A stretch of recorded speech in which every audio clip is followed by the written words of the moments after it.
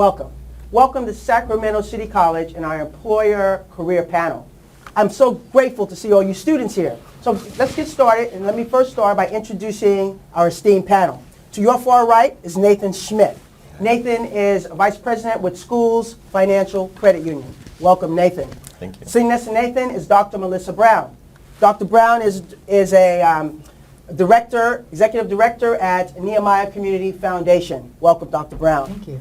Next to her is Ron Trujillo. Ron Trujillo is the editor for the Sacramento Business Journal. Welcome, Ron. Thank you for being here. Thank you. And then we have Michelle McCormick. Michelle McCormick is Executive Vice President for Circle Point, a public relations environmental services firm in San Francisco. Welcome to the panel. Thank you all for taking your time to be here to share your expertise and your knowledge and information with our students. So as you all have been told, this is a panel that's all about you. It's all about looking for the strategies, identifying the strategies and knowledge to help you be more successful in the workplace. Because we all recognize that just having the credential, although it will get you in the door, is not necessarily what will give you long-term success. So our panelists are here to answer your questions. So as we get started, I want you to think about questions that you may have, and certainly your questions will be invited later on. So let's get started. Okay, and the first panelist who wants to take this question, we'll just start with you. I'd like for you to be able to share what you think are the 3 most critical skills for a new hire or a new applicant. Go ahead, Nathan. I would say focus, experience, whether it be professional or scholarly or volunteerism, and dedication, getting to know who your employer is and what the company and the foundation and the basics of their goals are. It's so easy to just do simple things every day, but really focus in on what they're trying to do in the community and their business strategy, whatever it is. You mean focus on what the employer is trying to do. Exactly. Okay, all right. And how you can use your skills to achieve those goals. Okay.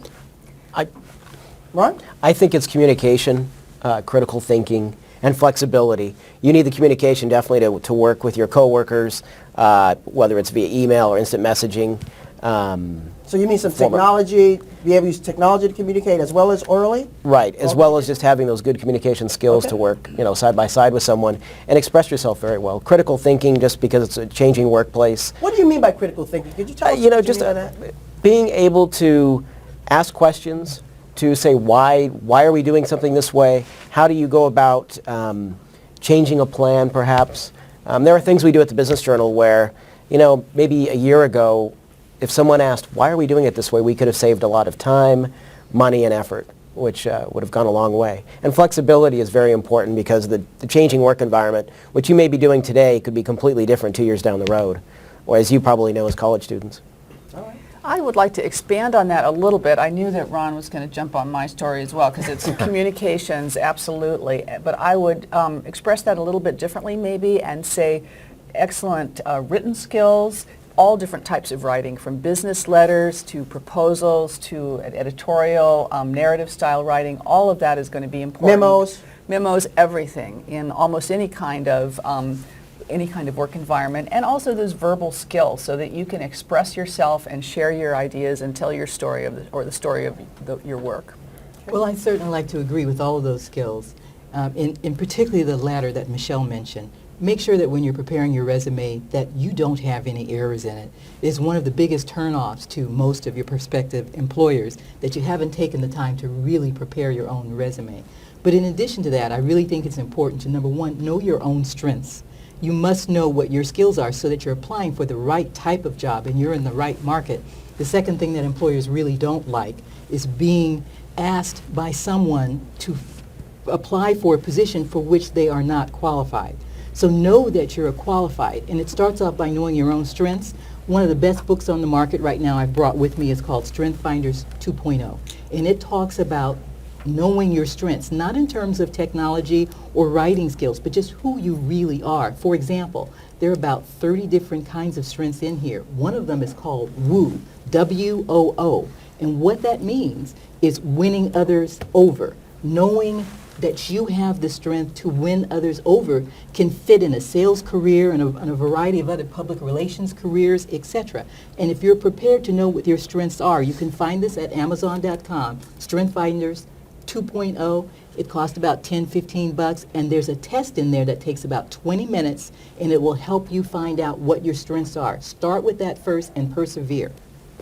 You brought up a good topic that I would like to go into next, and that's this thing about resumes. How important do you all find a resume to be? That's the first part of the question.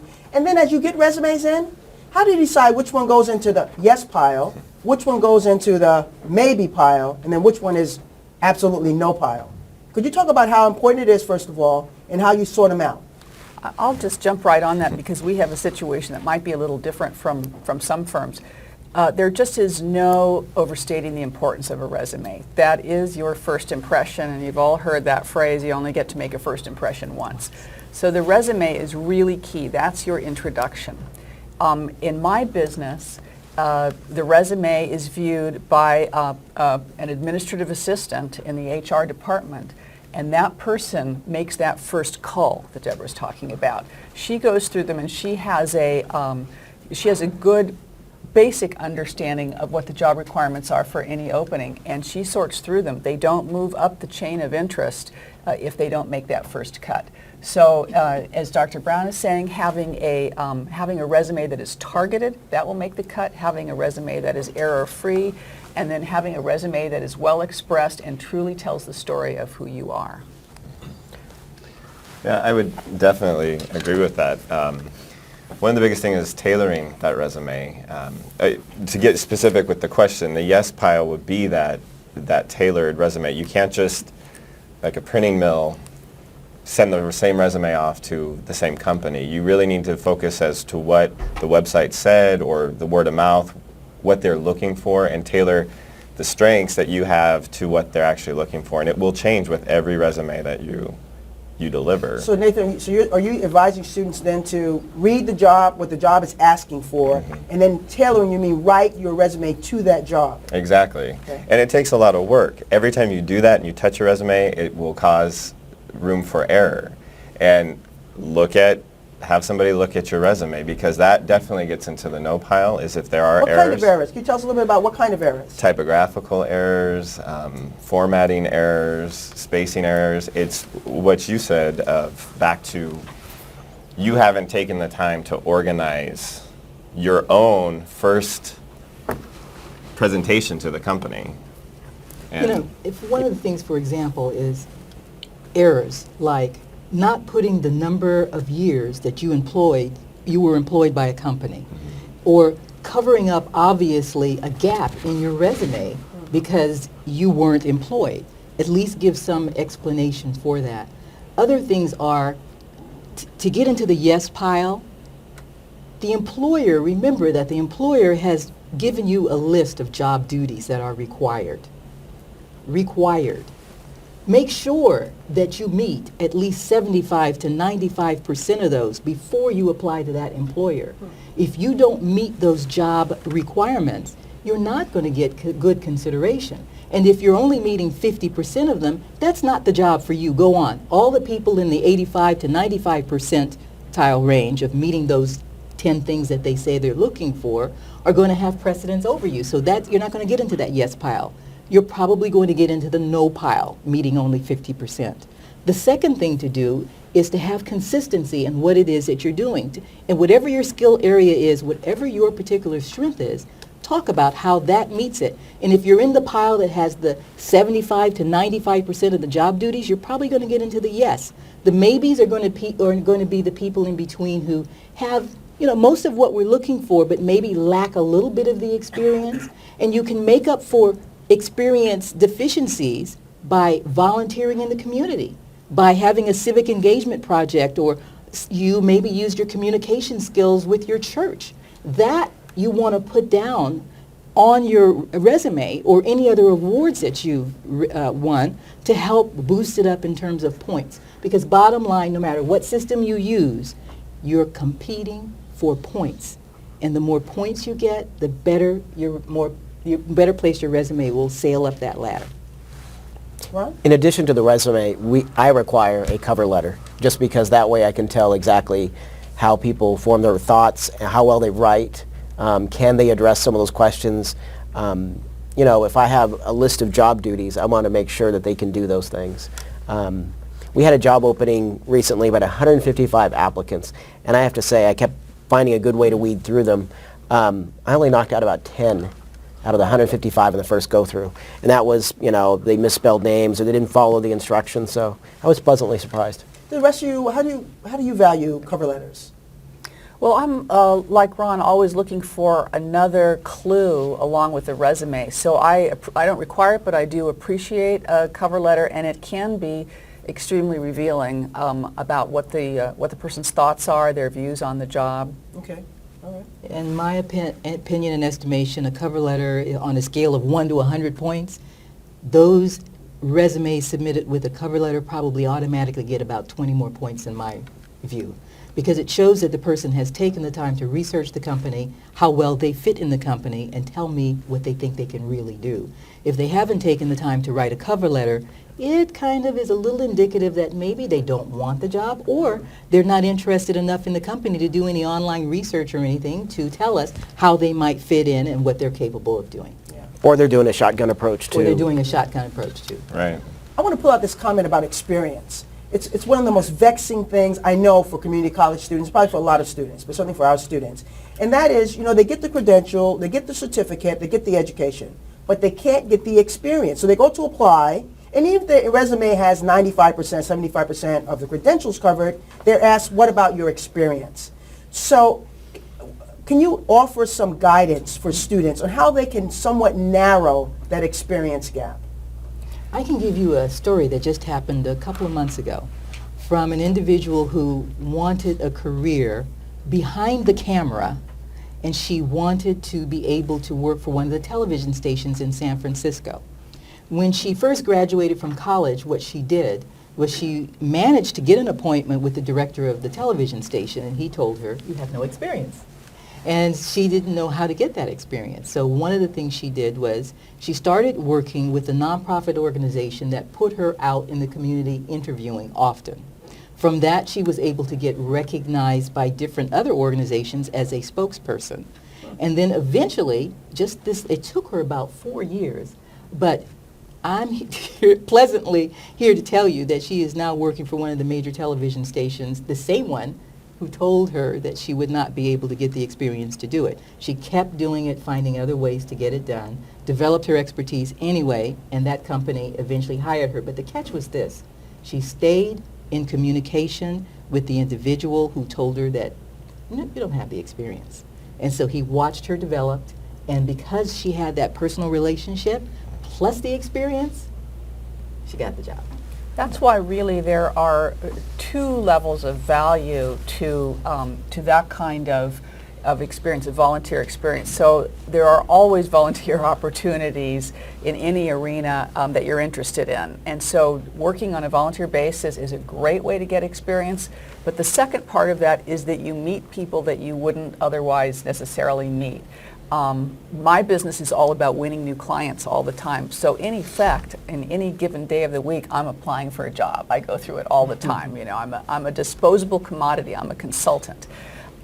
So one of the things I treasure most is the opportunity to meet key people in what I like to call a non-selling environment. So the only time they see me isn't just when I'm, you know, there to ask, you know, is this contract something I could be qualified for? They're seeing me on a volunteer basis. I'm here today. I'm sitting next to the editor of the Business Journal. I might well want to call and pitch him a story. I won't be a strange voice. He knows that I'm here. He knows that I'm interested in the community.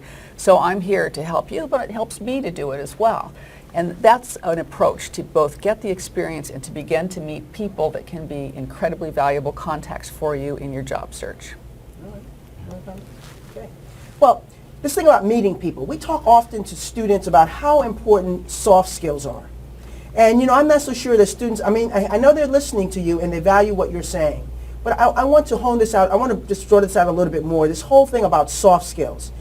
Could you please help define soft skills for students and give them some strategies or some insights into how to develop theirs? You know, I can't stress how important communication is when it's other than a text message, a email. Picking up the phone can go miles. Going and meeting, presenting yourself in front of somebody. Going to business mixers. Sacramento has a lot of great things to offer. You've got the urban Metro Edge for the chamber. You can go to these benefits and meet people, and you can meet the mayor. You can do all of these things that it's small city, big city with small town values, you know. And it's very important to get out there and be presentable. I wouldn't be where I was today if I didn't go out and shake someone's hand. So you really need to make sure that you can present yourself in a professional image. Be not afraid to stand somewhere by yourself at a mixer and get out there and just say hello to somebody. It really opens up the doors to where you want to go. And don't discount anyone you meet. Yeah. That they're all good connections. They'll all provide they could all provide the next connection for you to a profession or a job. Everybody knows the receptionist at the company that you're applying for is going to give the manager or the supervisor that you're going to be interviewing with a whole bunch of information about how you acted in the lobby. I mean, don't discount anybody because they're usually a direct link to whom you're trying to win over for the actual position. I think it goes even beyond that in today's world. Society has changed, the world has changed, technology has changed it all for us. And I will tell you that my personal philosophy is that each of us has our own personal brand. This is the person who you are, and you cannot segregate it into different aspects of your life. In the old days, there was the person I am when I'm at school, there was who I am when I'm with my family, who I am with my buddies hanging out on Saturday night, who I am at work, and I might have been resentful if people confuse my Saturday night self with the person that I am in the workplace on a daily basis. Today, those lines are gone. The person you are is the person you are all the time, and you really need to think of yourself in that way and present yourself in that way. And that doesn't mean that you can't have fun, but it does mean you have to think about the ethics of your behavior at all times. If you have done something that you wouldn't want your employer to know about, that's too bad. It's on Facebook, and I'm likely to find it out during the interview process. Somewhere it's out there. So we really have to take a whole new level of pride in ourselves, who we are. I think Deborah really exemplifies this. You know, she is this energetic person all the time, not just here in front of you. And really present yourself to everybody you meet in that way and make that your credo for your life. It will pay off in ways that you can't begin to predict. Michelle has mentioned an excellent point, and that is your brand is very important. You all belong to a company that's called Me Incorporated. I repeat, Me Incorporated, and you should all pick your own board of directors who will help you in your personal lives. There's a board of directors, probably you have 2 members already if you have living parents. They help you. There are other teachers in this university who will help you. There are panelists here who will help you and others that you meet in life that you just assign to your own personal board of directors. A soft skill is knowing who those people are who will stick with you and help you throughout your career. Another thing is to make sure that you, in your professional appearance, we're all tossing about that word professional appearance. What does it really mean? It means that you look like the person you aspire to be. Look like the person you aspire to be. When you're working in a construction field, then you don't want to go dressed up in a suit. If you're working as a lawyer or you aspire to be a lawyer, you want to look like a lawyer. So remember to look like the person you aspire to be. And there are all kinds of personal soft skills, but one of the old-fashioned, all-time greats is remember when you meet people that you really want to stay in your life and to help you develop a career or get a job. Do the old-fashioned, hard technology thing. Send them a handwritten thank you letter. They love it. They save them for years. You would be really surprised. I actually have a drawer filled with thank you. I mean, and there's not very many because everyone, They don't do no it. one does it. So it really does go a long way. Not quite the same as getting a text that says thank you, Right. right? Right. It makes a personal kind of connection Makes it with you that you more otherwise wouldn't get, huh? Yeah. Absolutely. I think Michelle brought up this thing about Facebook. You brought up Facebook, so that's a great, almost every student has a Facebook page. They even tell us faculty to get a Facebook page. we can't find time to even go to sleep, so much less get a Facebook page. But I would like for you to speak to this whole thing about social networking. And I heard you make the comment that says if you have a Facebook page, we're going to have discovered it before we even meet you. Could you talk to that and what you're looking for and how companies are using that? Right. I mean, it's very, social media is so exciting and wonderful and valuable. I mean, I have a Facebook page and I update it all the time. I'm going to update it about this and it's fun. My Facebook page is my brand.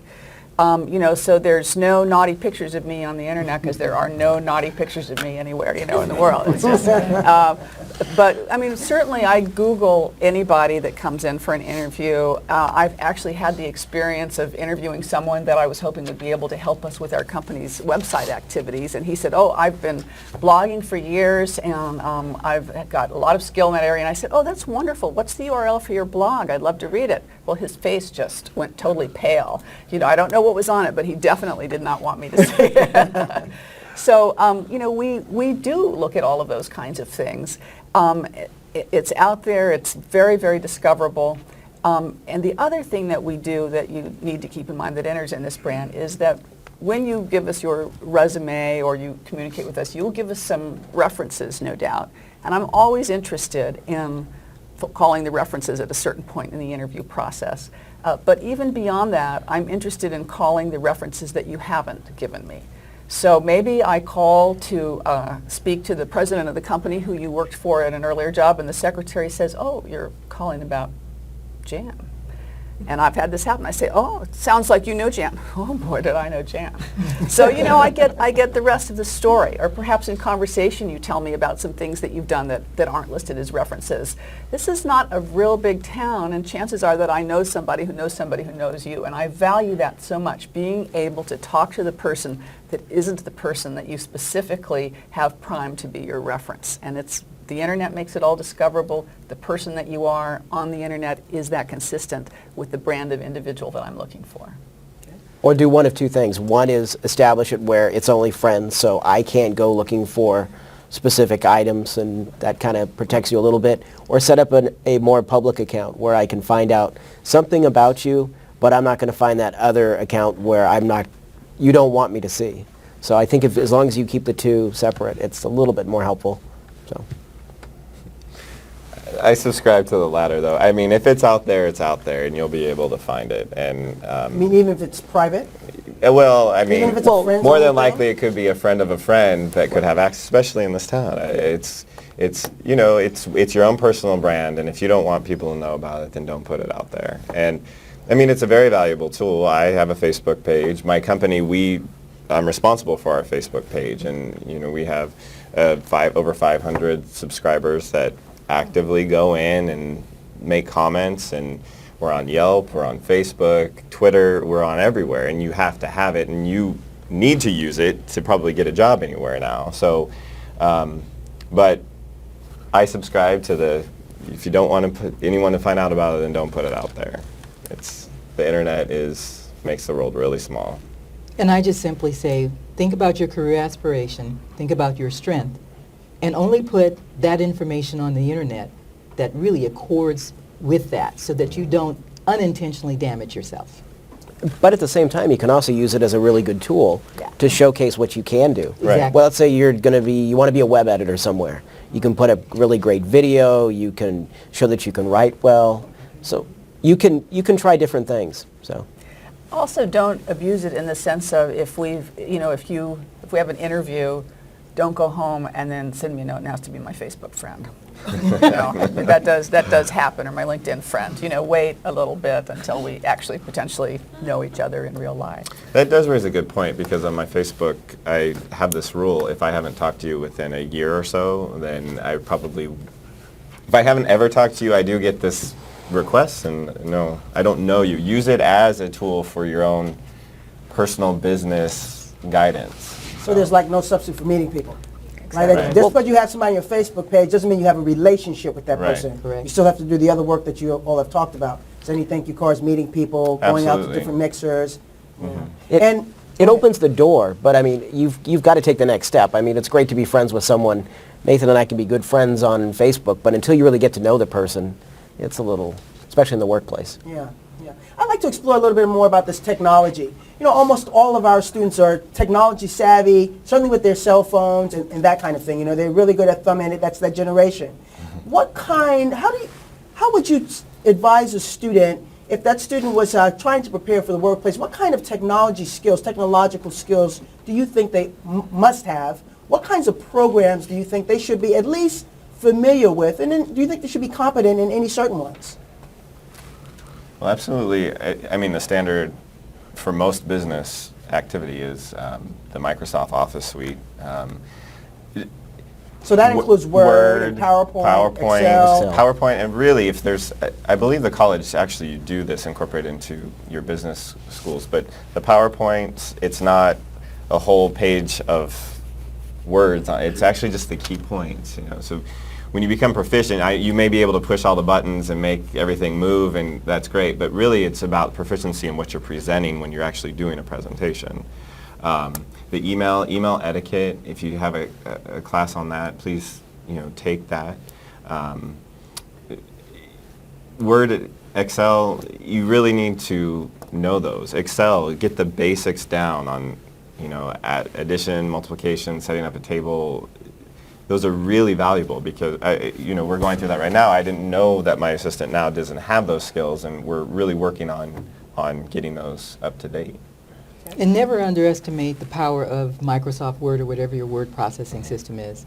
It's not sufficient any longer to just know the basics. I think you need to be more at an advanced level, to tell you the truth. Right. Technology is moving so quickly, and it's important to be able to know how to use your basic word processor to do even minimum mathematical tables if you're going into that type of business, or at least a kind of Excel spreadsheet type application within Microsoft Word if you don't have complete mastery over Excel. I think the world is rapidly changing, and you could never know enough about how these programs are integrated. That's another thing that's important. If you're working with the Microsoft Office suite, know how Word relates to Excel and Word relates to PowerPoint, and be able to integrate your documents so that you don't have to keep doing the same work over and over again. But most importantly, if you're involved in any career that involves public speaking, PowerPoint is good, but it's also kind of a little outmoded now too, because people are using video presentations and other types of higher technology. So it depends on what your field is. And whatever your field is, you talk to somebody in the field that you aspire to be, and they'll give you the specific answer for the type of technology you need to master. I would say even beyond, these things are foundational. I mean, they're like reading, writing, and arithmetic now, all of the skills that we've been talking about. Even beyond that, the social media arena that we've been talking about, being highly skilled at social media, knowing what's coming next, what are the new apps, what are the capabilities, what are creative solutions to problems you might face in the workplace. Being able to do in-depth research on the internet, understanding how to use all those kinds of tools, and discovering, again, new apps, discovering what the world is saying about your company, understanding how to work with those search engines that let you follow Twitter or Facebook or discover comments about an industry. So this is a young people's game, by the way. So this is an arena where you have an edge to really have true insight into how that communication takes place, and to think of new ways that it can be applied to solve existing problems in the workplace. Absolutely, PowerPoint is very yesterday. There are new presentation mechanisms out there. There's one called Prezi that you can search that's extremely exciting, and I have young people in my office who will come in, and it's totally nothing to do with their direct work, but they'll come in and they'll say there's this new application out there. It was released a week ago. It costs $150 for a company-wide license because it's so new, and it makes me look smart in front of my clients to be aware of these things. But I'm an older lady. I don't have the mental nimbleness that you guys have. And so to be able to bring that insight makes you a huge value to any employer. And for the time being, I'd just like to say one thing before I forget. One thing that's in this current market very annoying is the use of texting abbreviations when you're trying to communicate with your supervisors. It doesn't work. Now, You mean the letter U for you? exactly. And the small little I's and all the abbreviations. Doesn't really work. There have been a lot of applications, at least coming to me, where the cover letter includes texting abbreviations. Doesn't work. It goes right out. You must know how to spell and demonstrate what you have command over.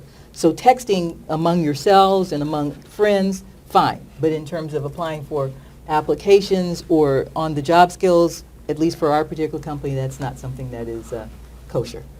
I agree with all of those skills. There's another one, and that is there are several companies that use email very effectively. And if you can master those, you can find really great ways to find customers. So if you're working for even an auto body shop or something, and you want to send out emails to everyone who has been in that department for the last 6 months, you can boil it down, you can chart it however you want to, and you can send them a great email. Whatever company you'll work for, it's a great way to connect with customers. So. I want to just ask Michelle a specific question. You said this is a young person's game.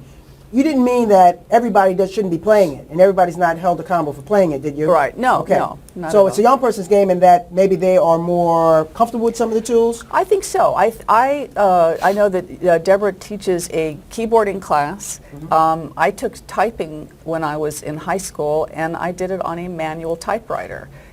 In my lifetime, the change is absolutely incredible. It's phenomenal. It's totally, totally amazing. And it is happening so fast. Many of you have probably never seen a manual typewriter, but you are trained just through your environment from the earliest age to work with things that I've had to learn at an older age, quite frankly. So you are accustomed to this is your environment, and you spot these things and are aware of them much more quickly. I know it when I try to, when I get instructed in new systems by our IT director, who's about 30 years old, and she expects me to be able to learn something in 5 minutes. No, I need a week of class. Yeah, because it's just new and different. And so you're more accustomed to that, and you're going to be better at it than your bosses are. The hard part for you is to understand, how does this apply? What's the return on investment of this activity, of this program? How does it apply in the workplace? That's what you have to learn. But it's a great resource that you can all bring. So let's turn the corner just a little bit, and let's talk a little bit about courses and subjects. So assuming that, we know that statistically that most young people who are still getting their education, that by the time they're 30, we tell them that they will have changed professions at least 3 times, and so there's a lot of uncertainty about areas of interest. Are there any courses or subjects that you think every student should take regardless of what they think their career might be, what company they might work for, what industry? Do you think there's a core set of courses or subjects that every student should take? Well, I do. I think the courses that every student should take are your basic writing classes. You're going to use that for whatever job you get, whether it's scientific research or working in a communications firm. So you must have at least good business writing skills. It's also, I think, very good to have your basic English classes, some kind of expressive literature class so that you can learn how to do comparative analysis. It's important to be able to take any kind of class that will teach you how to synthesize data, because you're going to get a whole bunch of stuff on your job no matter what type of job it is, and you're going to have to make decisions. So any class involving critical thinking, as my colleagues have said before, that's all real good stuff. So when the synthesizer, I just want to make sure we're clear. You mean being able to look at all kinds of data, come up with the story of what's happening with this data? Absolutely. And maybe, okay.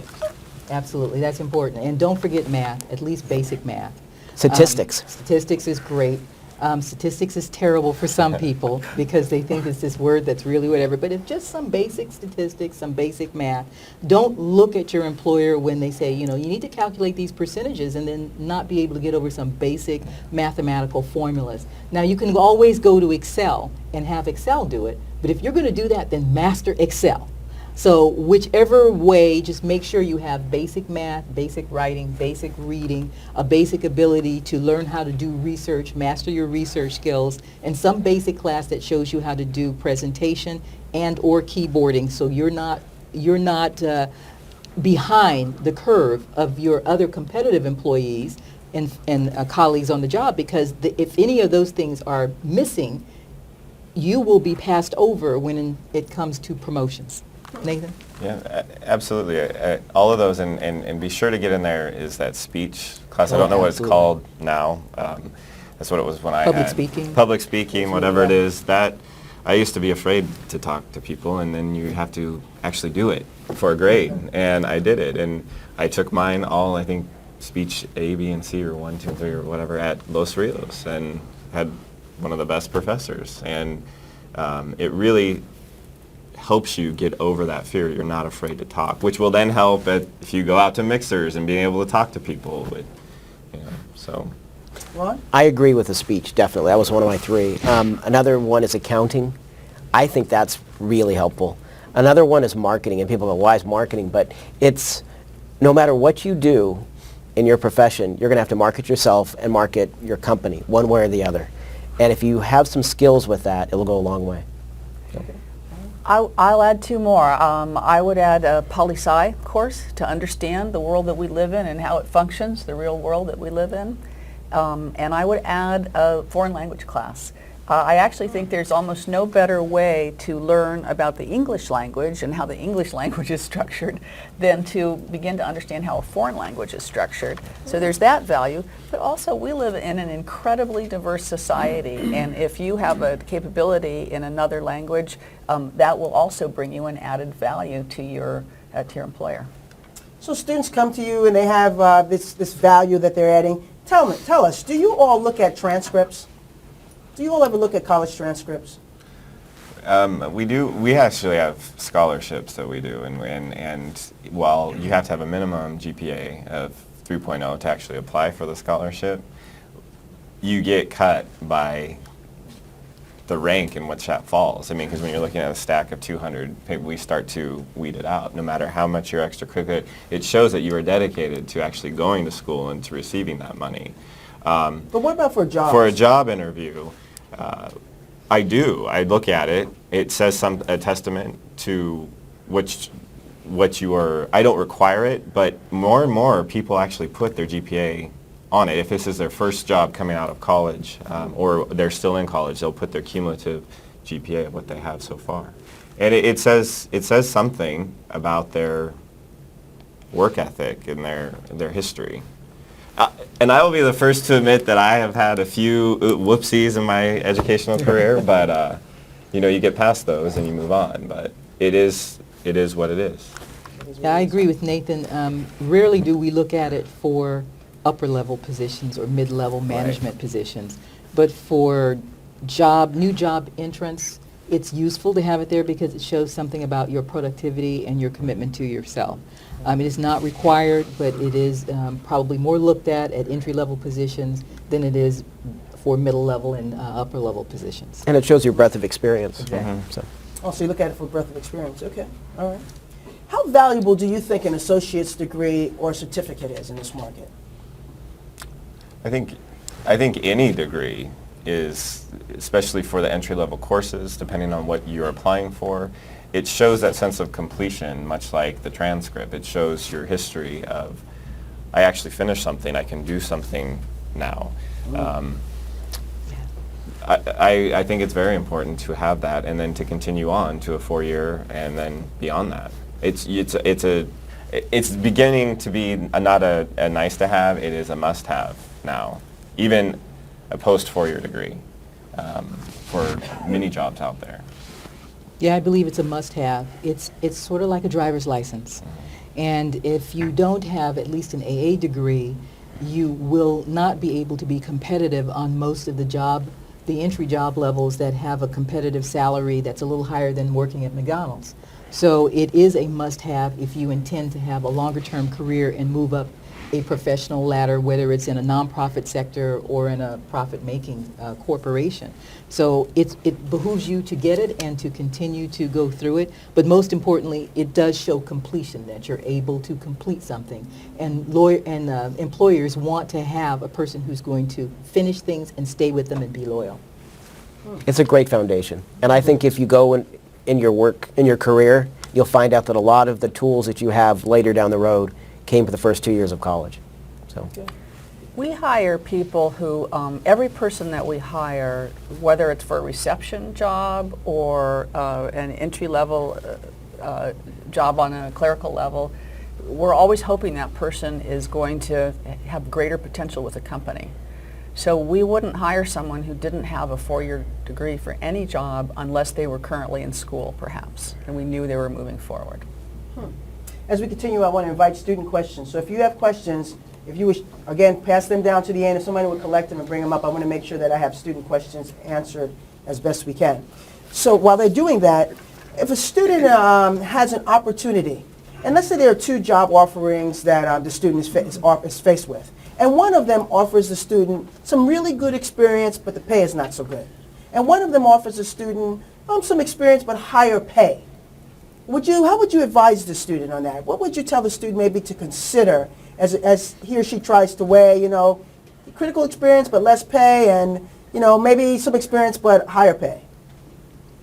I think it depends on the person. If you're the single earner and you've got 3 kids at home, you've got to look at some quick decisions that you have to make, and they're very difficult ones. In other ways, I think if you're, it's you and you're relying on yourself and you can get that experience, go for the experience. It's going to pay off a lot more down the road. Okay. I tend to look at it a little differently because I think one of the critical errors that we all make in life as we go through it is we fail to connect with our passion. My one-word answer to that is passion. Do what you are passionate about. You will get promotions much faster. Whether you start off at a lower level or whatever, if your passion is driving it, you're going to climb that ladder faster.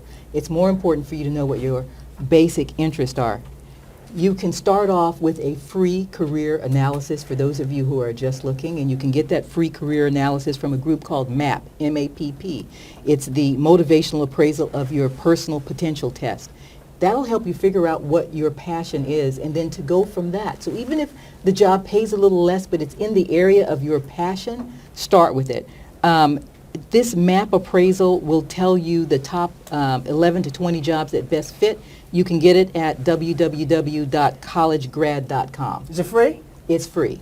And for those of you at the end of the class, I will give you this little document, and it has all the addresses and everything on it. Yeah. We take a copy of that and we make copies and we'll Yes. distribute to the students. To make Have sure they- copies enough You got a copy? for everybody. That's why we invited you. I think this also gets back to your brand that we were talking about a little earlier and the person that you are. And the person that you are is not somebody who goes to work and that's a compartment, and then you go home and that's a compartment. So you don't want to live a life of a person who has a happiness compartment and an unhappiness compartment. And there's really nothing worse than getting up in the morning and thinking, uh-oh, I have to go to that awful job again, but it'll be over at 5 o'clock. I've had that job.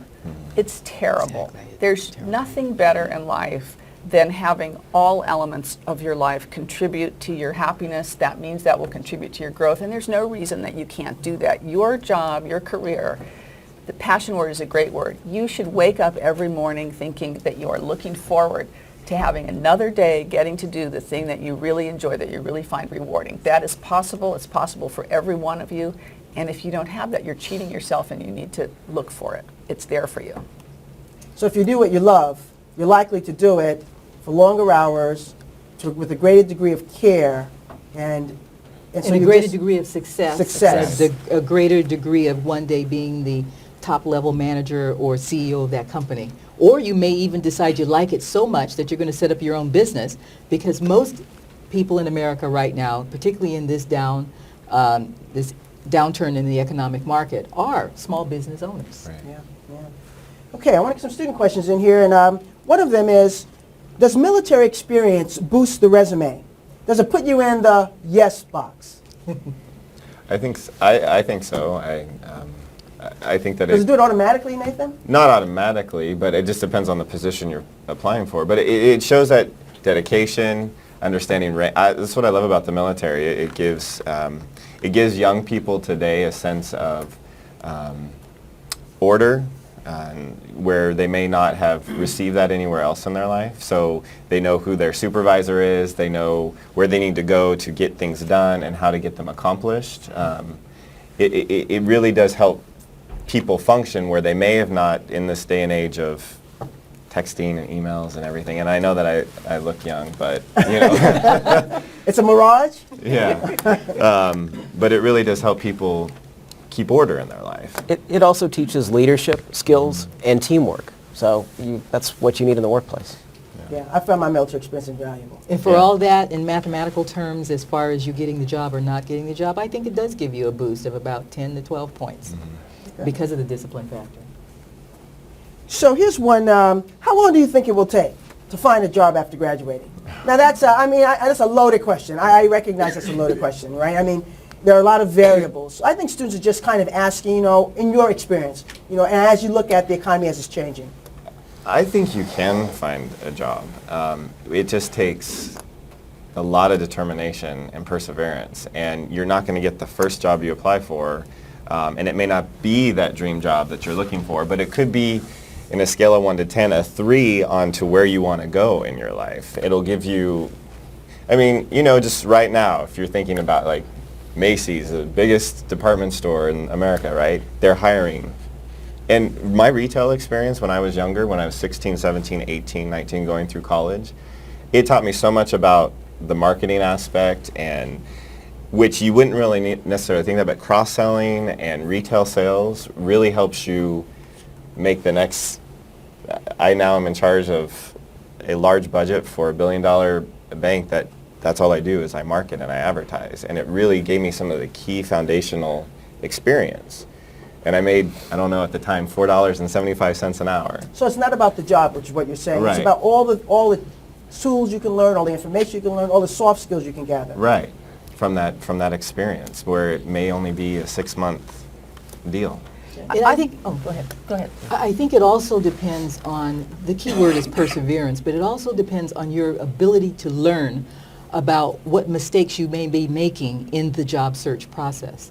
If you don't learn what mistakes you're making, you keep making them, your job search period will take a longer period of time. For example, if you keep sending out blanket resumes and they're not customized, if you do not do research on who the company is that you're applying to so that you can talk to them intelligently about what they do, if you keep making the types of errors over and over again, then it'll take longer for you to find the job. If you learn more rapidly from what it is that you're doing or not doing right, you'll be able to find that job faster. And also knowing what it is that you really want to do, so you're applying your efforts in the right into the right industry. And one of the ways you can do that is again, on that same website I gave you, there's this free little book that's called the College Grad Job Hunter book. You can download it, and it begins to give you some of those faux pas, the things to do and the things not to do that will expedite your job search. Yeah, unfortunately, I think you have to assume it's going to take quite a while to find the right job, let's put it like that.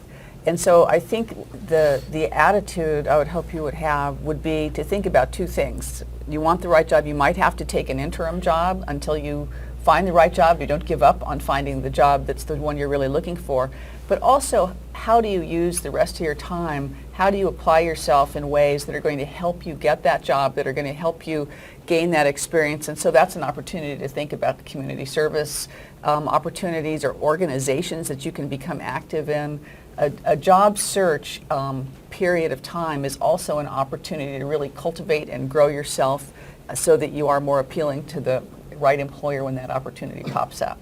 Finding ways of being productive as you're going through the search. Exactly. Right, and that productivity is following up. Even if you didn't get the job, but you went through the interview process, ask them why I was not selected so that you can improve when you have that foot in the door the next time.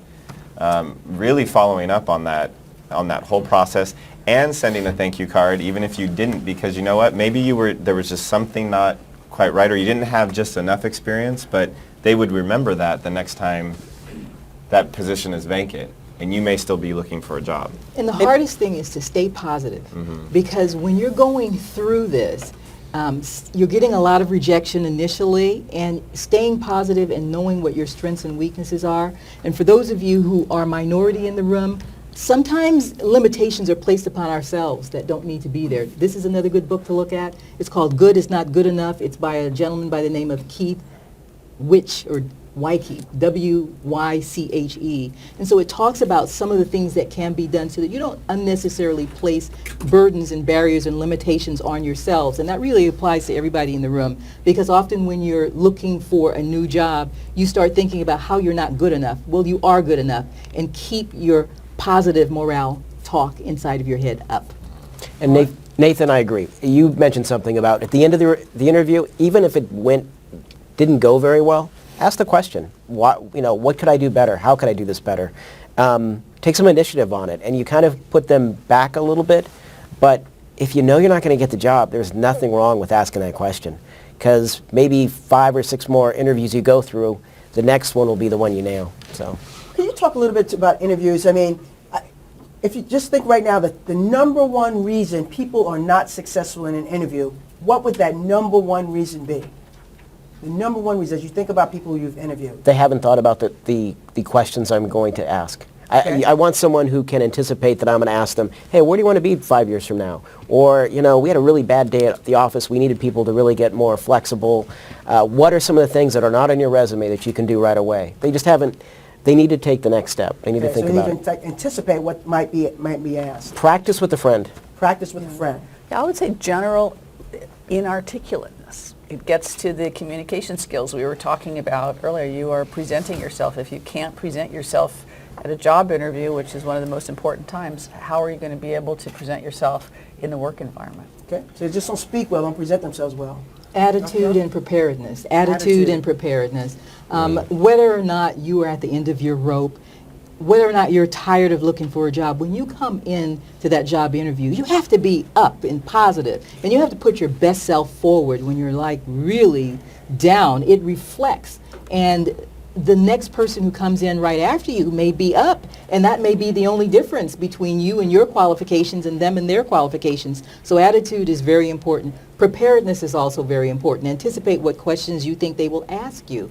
Write them down. Have gone through it, as he mentioned before. Talk and practice with your friends. You'll put yourself at ease, and you'll do yourself a better service. Nathan? Yeah, it's funny because you go into this room when you don't really know the person, and you think that they have all the cards, but really you do as well. You want to make sure that you're interviewing them and you're actually asking them the questions that will help you make a decision. When you actually spin that thought process, it makes you do so much better in the interview process.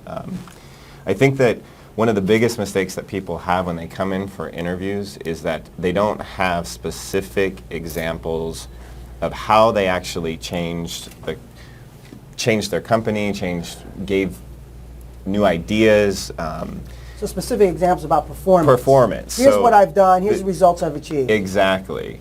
And that's what an employer wants. They want to actually have real results. Yeah. And another big failure is not having an answer to the question, and would you like to tell us anything? It always comes at the end of an interview, and they have nothing to say. Yes, have 3 questions. So you should at least sell yourself at the end of the interview, right? Right. Just kind of seal the deal. Here's why I'm right for the job. Can I piggyback on something real quick? Absolutely. Whenever you do list references, make sure they can speak. The horrible thing is when you list 3 people and 2 of the 3 just aren't very good speakers, because then they hem and haw about you, and I'm wondering what's wrong with David or whatever the problem may be. Yeah, the references are very important. I truly agree with that. I would definitely get to know the chair of the business department here. This is very big shoes to know. You can actually get a long way. The more credentials your references have, who they are in the community, get to know them. If they're having a function like this, stay after and shake their hands and say, hi, I'm so-and-so, and I'd like to get to know you a little bit better so that they can actually give a reference for you. So here's a great follow-up question. It's like, what about email thank you letters? Okay? Not okay. Send a handwritten letter. Yeah, send a handwritten No. letter. So no email thank you letters. It will set you apart. How many times is it okay to follow up? A student wants to know. They don't want to bug the employer, but they want to show due diligence. I'm fine with two. Beyond that, it gets to be like, why are you going to follow me to my car? Or, Start wondering about your safety, do you? No. I think the most important thing there is for you to gauge how well you did in the interview. If you feel that you established a really good rapport and your employer or prospective employer was really interested in you, then follow up. If the interview did not go well, I would not follow up as much. So you kind of I use would a not sixth follow up. sense about what happened. Okay. There's a question here about social networks. Do you think it hurts an applicant if he or she doesn't use social networks, not really familiar with social networks? I think so. I think you need to at least be on Facebook. I mean, there's a reason why it was $100 billion or whatever it was sold for, bought for. And it's how people communicate now. It's how marketers communicate now. It's how people send information about their company. It's how the world is working. There are more emails sent through social networking sites, Facebook and Twitter, and what's the other one that's kind Facebook and Twitter. No, the MySpace one. I know it was on it. LinkedIn. Than there are through all of the SBC, Yahoo mail accounts at all. So that's how the world communicates. I'm going to disagree with that, though. I think it really depends on the role that you're seeking. So if your future is in business accounting, I think it's okay if you're not on Facebook. And no matter who or what you want, I think it's better not to be on Facebook than to be stupid on Facebook. Okay? But there are also a lot of companies that want you to be on Facebook and want you to be involved. For example, Zocalo Restaurant in Midtown. All of their employees are on Facebook, and they're sending out things all the time. We did a social media event about a month ago. The one thing you could do is, if you're kind of intimidated by it, choose one and learn how it works and master that, and then move on to the next one. Yeah. Okay. We don't have time for many more questions, but I want to try to get some in here. What advice do you have for an older job applicant that has many years of excellent experience but never had the opportunity to get the college degree that's required? Is an AA good enough for someone with 30 years of experience, in other words? Definitely, yes. Yes. Mhm. And, So- the thing to do is to emphasize your skill strengths and the skill areas where you've had great productivity, and to do your homework in order to make sure that you're applying in an industry that prefers that skill set. I don't think that it would be a disadvantage not to have any higher education in that area. It just depends on what your accomplishments were. Okay. And again, that associate's degree shows some completion. Absolutely. We have a lot, as you know, world's increasingly diverse, and so I think this is a really important question. How does an employer think about experiences that an immigrant has from his or her native country? Well, I want to answer that because I have a couple of naturalized people that I work with, and I consider that huge when I can find a person who has cultural diversity and who also has the skills that I'm looking for. That person is an absolute treasure. They're a huge asset to me. So I'm not going to hire someone just because they're bringing that diversity. I want to find a person that I would hire no matter what their background is. But if they have the background, the experience, and the skills, and they have the cultural diversity, that is a prize for me. Yeah, I was a child of expatriates, and I lived in Europe in high school, and so I was on the flip side of that. So it really does show and demonstrate that they have the courage, the everything to come over, and I think it's great and it's wonderful, and they're all about people and understanding how the world ticks. And businesses need to learn more about them, because there are different cultures that have practices that you may not even know about. For example, like 10, 15 years ago, there were banks that didn't know that the Hmong population, they didn't understand lending to that Right. extent. Yes. And all of a sudden, these banks found a ton of new borrowers. Yeah. So I want to throw a wild card out, knowing that I may cut you off because we're about to end of our opportunity together. I want to just ask you for anything that you have come here with that you would just like to share with these students that would help them. Anything that's come up for you, anything that maybe you haven't been asked but you'd like to share. Is there anything? One thing I would like to share is that I think one of the most difficult transitions from student to work, and particularly for the younger ones of you, are that while you're in school, it's all about you, an opportunity for you, and finding out what's going to help you become a better person. Once you go to that job interview in the workplace, it's not about you anymore, it's about me. And so if you come to the interview and say, I want to come work for you because I know I can really learn here, that's fine. I do want you to learn and grow, but I don't care about that as much as you do by any means. What I care about is what are you going to do for me? Two things. Be persistent in whatever you do, whether it's job searching or school, but also network. And I'm not talking about Facebook or anything like that. Just look around the people around the room. Choose 5, pick a number, and approach 5 people a day. Learn something about them. Look at opportunities. You're getting your oil changed in your car. You've got a room full of 5 or 6 people. Talk to them. You never know who you're going to meet and what the door will open. Do your homework about the prospective careers. There are many new careers out there, and find out what fits you best based on your passion. Do a lot of research in that area, and then start contacting those companies that you feel meet what you're really interested in. Do your homework, be prepared, be persistent. Nathan? Yeah, absolutely. Really, if you don't know the answer to a question, or if you don't know, ask. You know, when you're in that situation, it's better to ask to make sure that you're going in the right direction with things. When you move from student, we do a lot of research and finding out the facts, but an employer may want you to actually do it their way. All right. Well, that brings us to the end of our time. Please join me in thanking our panel. And panel, please join me in acknowledging these students who took their time to come over here today. All right. Thank you so much, Michelle and Ron and Lisa and Nathan. Thank you for your time. Thank you for your sharing. Thank you for your gift that you gave us today. We appreciate you. Thank you all you, go to Deborah. class. Thank you for coming.